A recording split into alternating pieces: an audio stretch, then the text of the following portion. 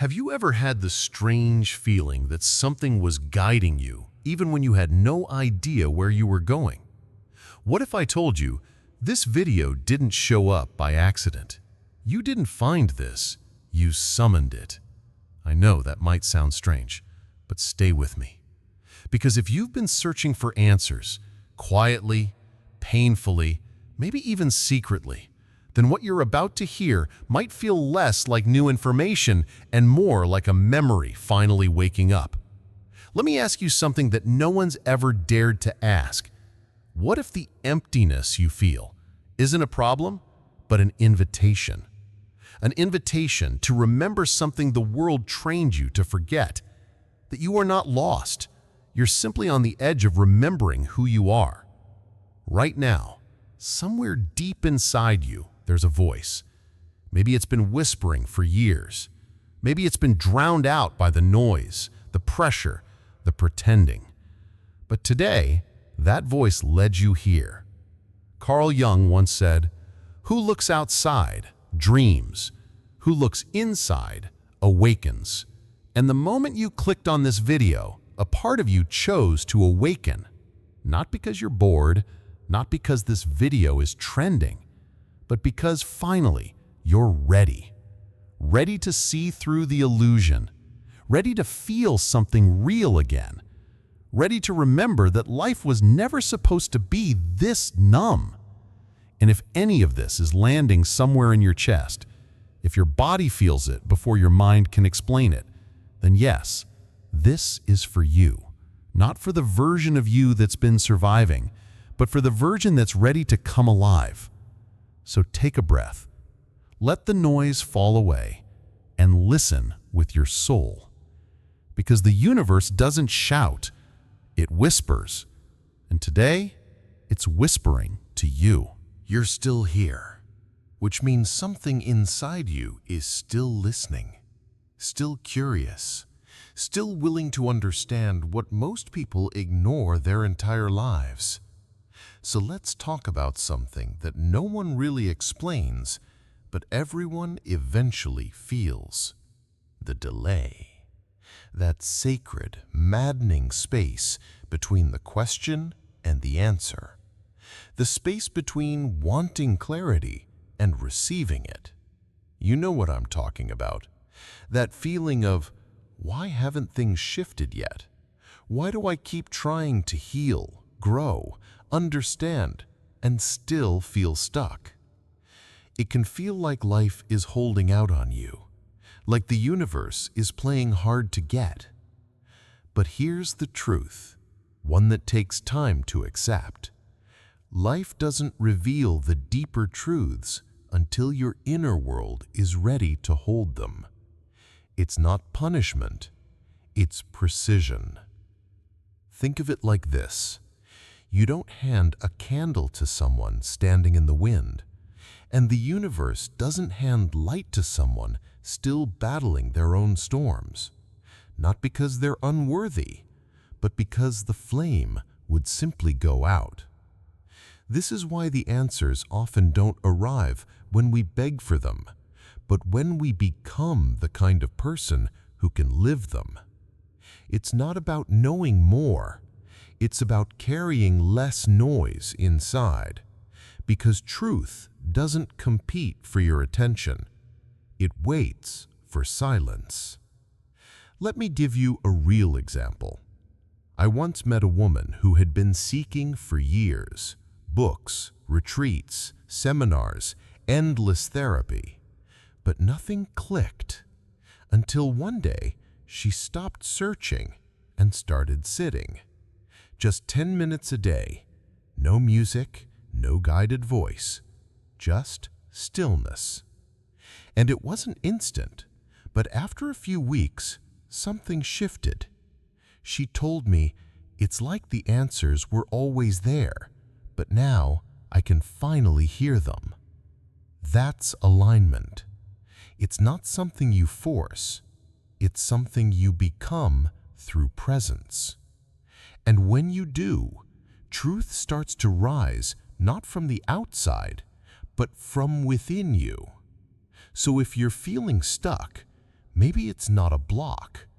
Maybe it's a pause, a sacred one. A moment the universe is using not to punish you, but to prepare you. Because real transformation doesn't rush, it roots. And when it finally blooms, you'll understand why it took exactly this long. And that brings us to something even deeper, because the truth isn't just waiting to be seen, it's waiting to be felt. Let's go there next. Let's slow down for a moment, because what I'm about to say might sound simple, but it changes everything once it finally lands. Reality isn't something you live in, it's something you generate from within. I know, we're taught the opposite. We grow up believing life happens to us, that we're at the mercy of circumstances, timing, luck, or other people's choices. But that idea is incomplete. There's a deeper layer, one that ancient wisdom and modern science are finally starting to agree on, a truth that's both empowering and a little terrifying. You are not just the observer. You are the generator, the projector, the sculptor of what you call reality. Let me explain. There was a man named Jacobo Grinberg, a Mexican neuroscientist and mystic. He spent years blending science with indigenous shamanic knowledge, and what he discovered was both groundbreaking and deeply familiar to those on a spiritual path. Grinberg spoke of something called the formational matrix, an invisible field of pure potential that surrounds and connects all things. This matrix isn't passive. It responds to you, to your thoughts, to your beliefs, to your emotional frequency. He believed that what you experience as the world is not fixed or external. It's a filtered expression of your inner state projected outward like a movie on a screen. And the projector? It's you. You've probably seen this in your own life, even if you didn't have the words for it. Ever notice how two people can live through the same situation but walk away with two completely different realities? One sees betrayal, the other sees a blessing. One sees chaos, the other sees an invitation to grow. Same event, different projector. And here's the part that most people miss. You don't change the movie by screaming at the screen. You change it by adjusting the reel inside the projector. Your beliefs, your thoughts, your emotional tone. Let me share something personal. I once went through a season where everything felt heavy. No matter what I did. I tried new jobs, new friendships, even moved to a new city. But the same patterns kept following me. Until one day, in the middle of a simple journaling session, I wrote down a sentence that stopped me cold. Maybe the common denominator is me. That one realization cracked something open. It wasn't self-blame, it was self-responsibility, a quiet acknowledgement that my inner world was shaping my outer one every step of the way. That's the shift. From victim to creator. From asking, why is this happening to me, to asking, what inside me is generating this pattern? It doesn't mean you control everything, but it does mean you influence far more than you think. And the more conscious you become of what you're generating, the more gracefully you begin to shift your experience. So instead of searching for another answer out there, maybe it's time to tune in to your own patterns, your own stories, your own frequency. Because when you change in here, everything out there begins to change too. And that's why your frequency is the most powerful force in your life. Let's explore that next. By now, you're starting to see the shift, that life doesn't just happen to you, it responds to you. But let's take it one step deeper. Because here's something we don't talk about enough. Your words don't shape your reality. Your frequency does. Let that land for a second. You can say all the right things. You can repeat affirmations, chant mantras, even pray every day. But if the energy beneath those words, the frequency, is rooted in fear, doubt, or lack, the universe doesn't respond to what you say. It responds to what you are. There's a quote from Abraham Hicks that puts it plainly. The universe doesn't hear what you're saying. It feels the vibration you're offering. Think about that.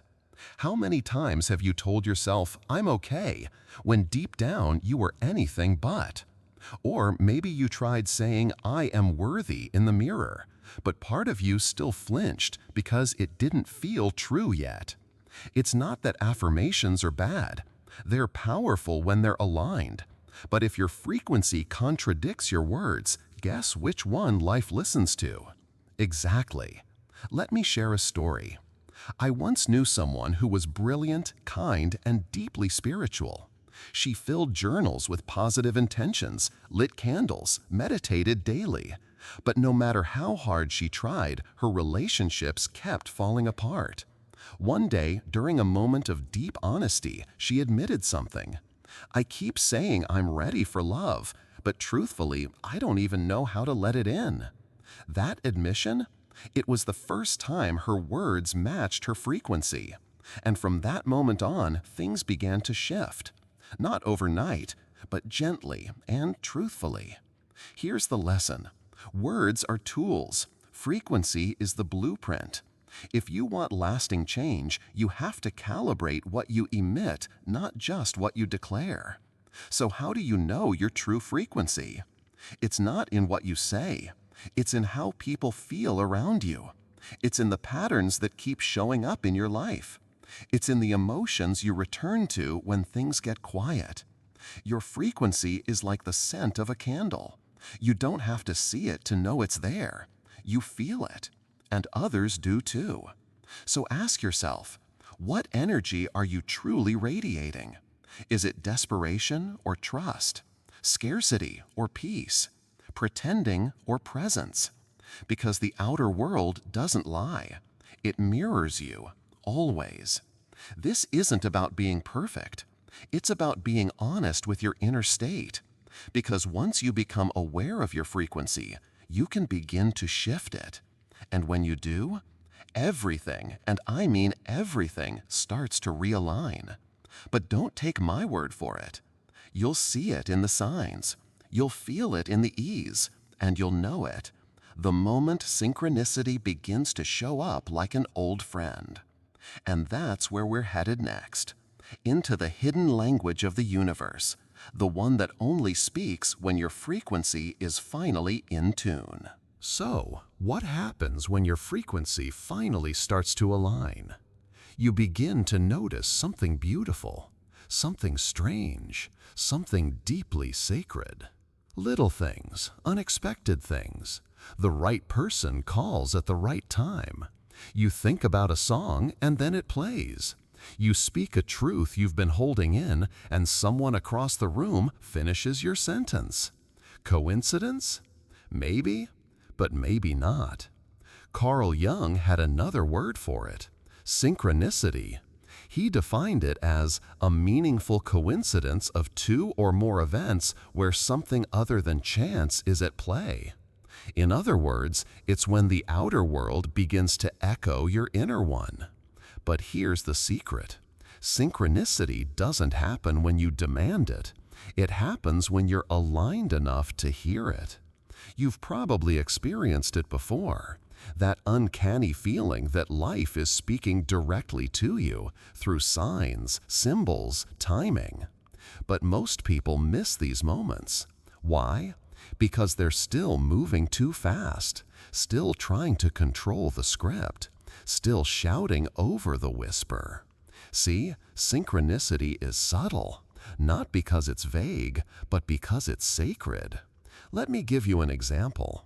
A man once told me he was about to take a job that looked perfect on paper, good money, great title, but something inside him felt off. On the day of the final interview, his car wouldn't start. He was furious, thought he was sabotaging his own future. But a few days later, the company announced layoffs. The position was eliminated before it even began. And because he never took it, he was free to say yes to something far more aligned just weeks later. That wasn't bad luck. That was alignment doing its job. The universe doesn't block what's meant for you. It clears space for what's real.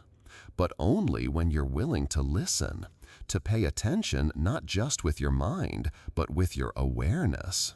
So how do you engage with synchronicity? Not by forcing it, but by noticing it. Keep a journal. Write down the numbers you keep seeing, the dreams that feel louder than usual, the conversations that strike a strange chord. These aren't random. They're notes in a melody your soul already knows. And the more you pay attention, the more the universe responds. Not because you're lucky, but because you're finally fluent in its language. Here's the lesson. Synchronicity isn't magic, it's resonance. And it always shows up when your inner world becomes quiet, coherent, and deeply honest. But not all synchronicities come wrapped in warmth. Sometimes they arrive as friction, a missed flight that protects you, a relationship that falls apart so you can finally meet yourself, a no that becomes the doorway to your most authentic yes. The universe doesn't waste energy. Every delay, detour, and disruption is part of the rhythm. And the more you trust the pattern, the more it reveals itself. So if strange alignments have been showing up in your life lately, don't dismiss them. Don't explain them away. Honor them. Write them down. And most of all, feel them. Because synchronicity isn't trying to impress you. It's trying to guide you. And when you begin to follow its thread, you'll find it always leads to the same place, back home, to your own inner knowing. And that's where your most powerful compass lives. Let's talk about that next. Intuition, not a feeling, but as the intelligence beneath all logic. So let's go deeper now. Because if synchronicity is the language of the universe, then intuition is the way you listen to it. But here's the thing most people get wrong. Intuition isn't a feeling. It's not a hunch. It's not a guess. And it's definitely not anxiety in disguise. Intuition is a deeper intelligence, the kind that lives beneath thought, beneath the noise, beneath the logic.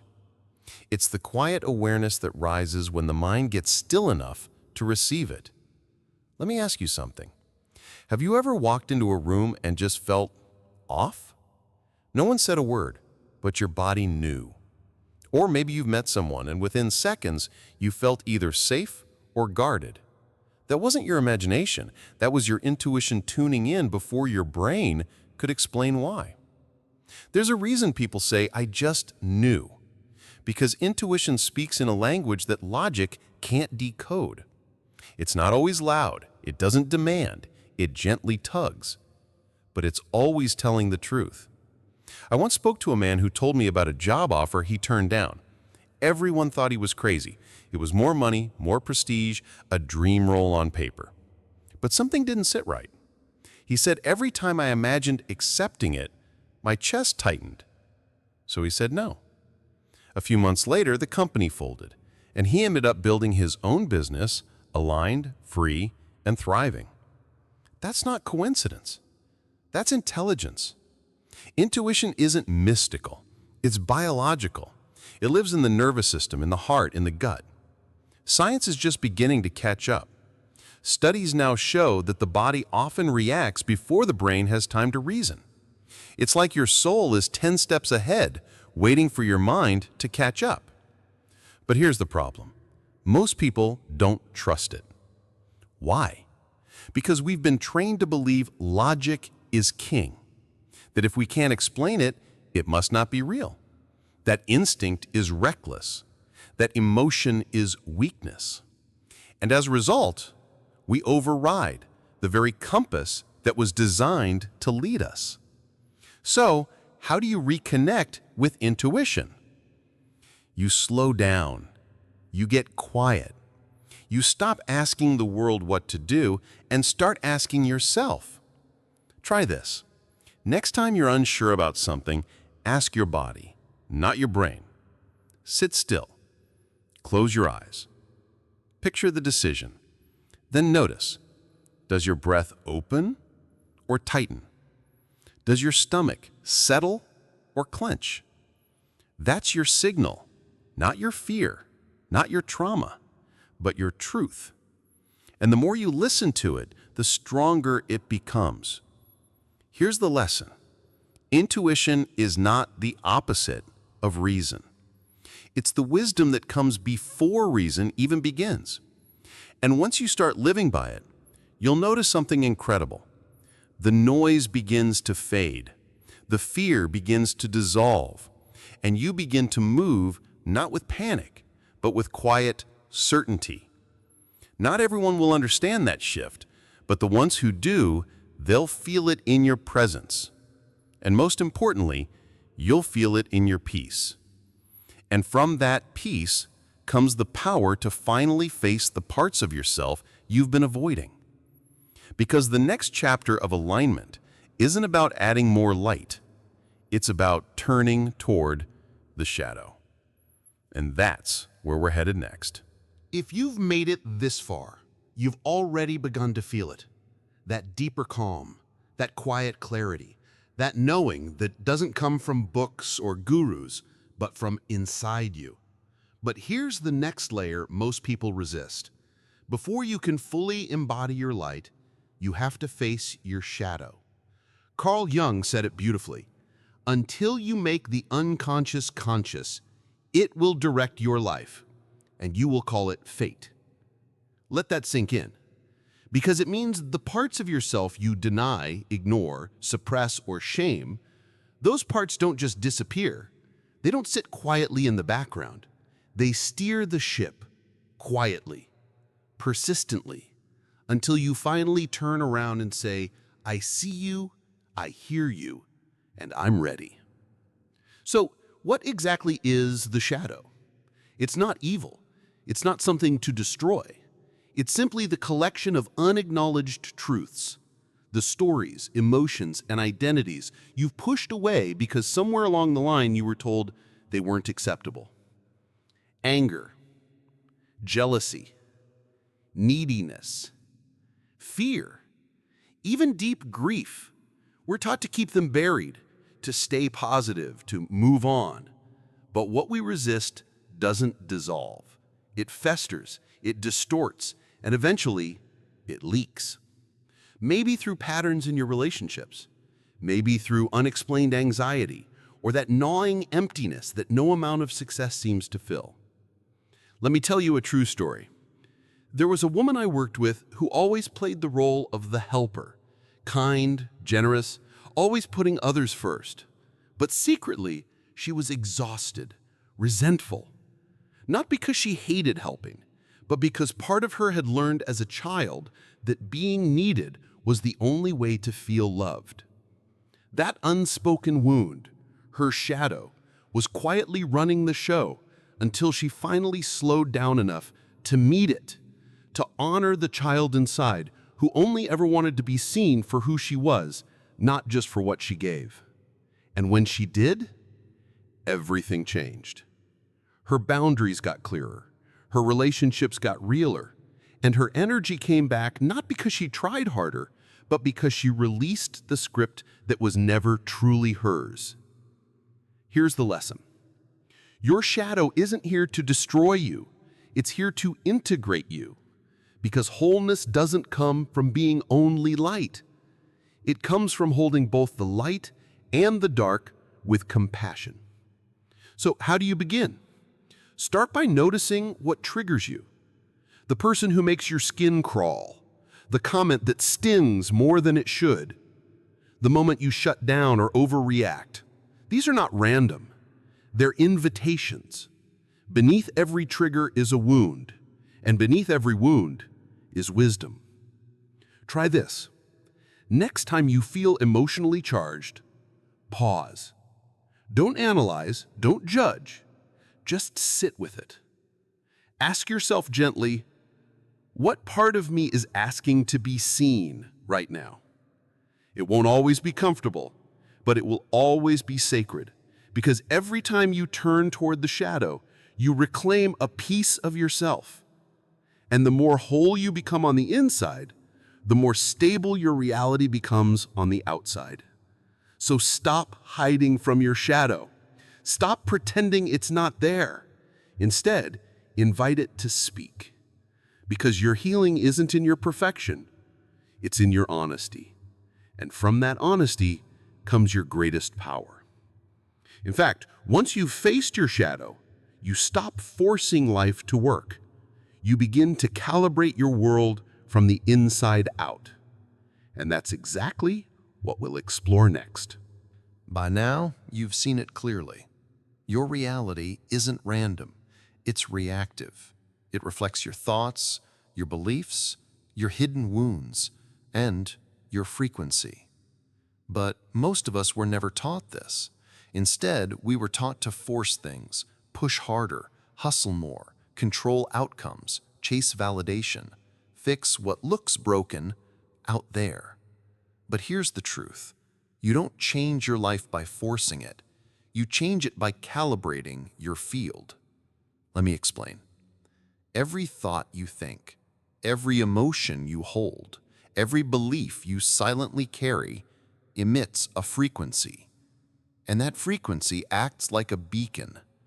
It doesn't scream, it broadcasts, quietly, constantly. And the universe listens, not to your words, but to your signal. Imagine you walk into a room where someone just had an argument. No one says anything, but the energy, you feel it. It's thick, unsettling, off. Now imagine someone walks in with calm, grounded presence. They don't have to say a word either, but the space shifts. That's field calibration. You felt it before, and whether you realize it or not, you're radiating your own fields all the time.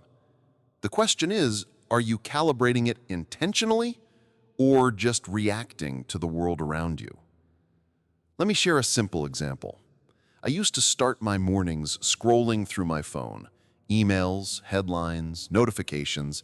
By the time I got out of bed, I was already anxious, already behind. Then, one day I tried something different.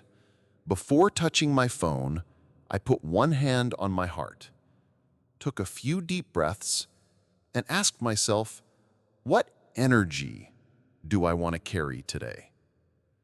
It sounds small, but that one shift changed everything because I stopped letting the external world decide my inner state and started letting my inner state influence the external world. That's the power of calibration. It's not loud, it's not flashy, it's foundational. So, how do you begin to calibrate your field? You start with tiny habits, daily, honest, repeatable. Gratitude before goals. Feel abundance before asking for more. Presence over pressure. Instead of rushing, breathe into stillness.